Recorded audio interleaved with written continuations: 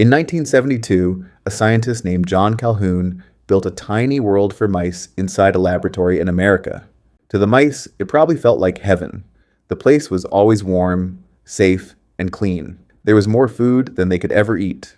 Clean water never stopped flowing. No predators could attack them. No disease, no storms, no winter, no danger. The mice never had to worry about surviving.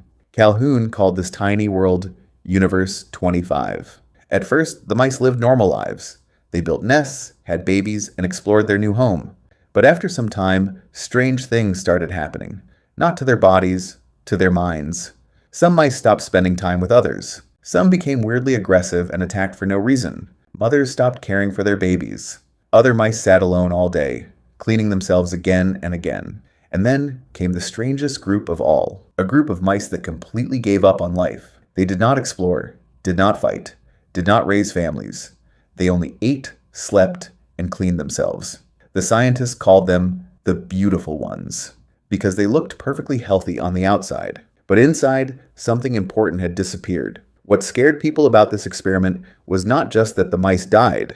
It was the reason why. The mice did not die because they had too little. They died because they had too much comfort and nothing meaningful to do. And long before modern scientists discovered this idea, ancient civilizations had noticed something similar happening to humans.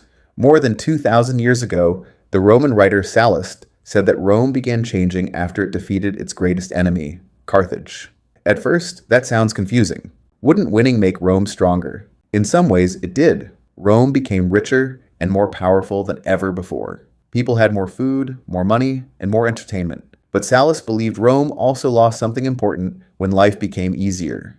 People became softer, more selfish, more distracted. They stopped working together the same way they once had during hard times. Thousands of years later, John Calhoun accidentally recreated something similar inside a box full of mice. And this is where the experiment becomes really interesting. Because Universe 25, the name of the experiment, was never only about mice. It was also about humans. At the beginning of the experiment, the mice behaved normally. They shared space, raised babies, and formed social groups.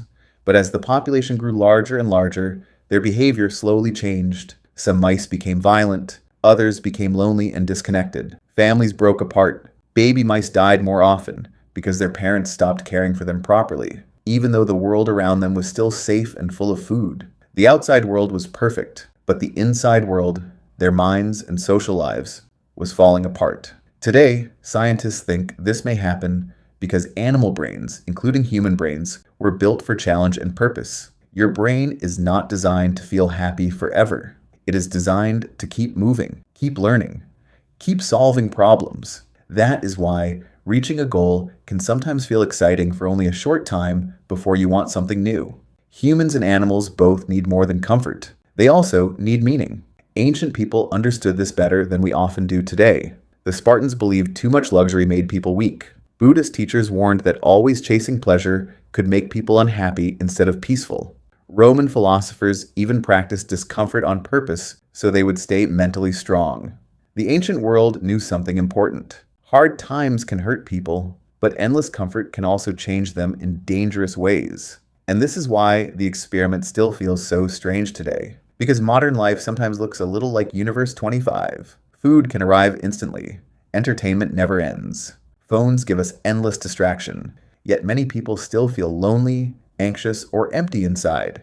Not because humans are broken, but because our brains were built for a different kind of world. For most of history, humans survived by exploring, building, hunting, helping families, and solving problems together. Life had struggle, but struggle also gave people purpose. And when creatures lose purpose, something inside them can slowly begin to fade.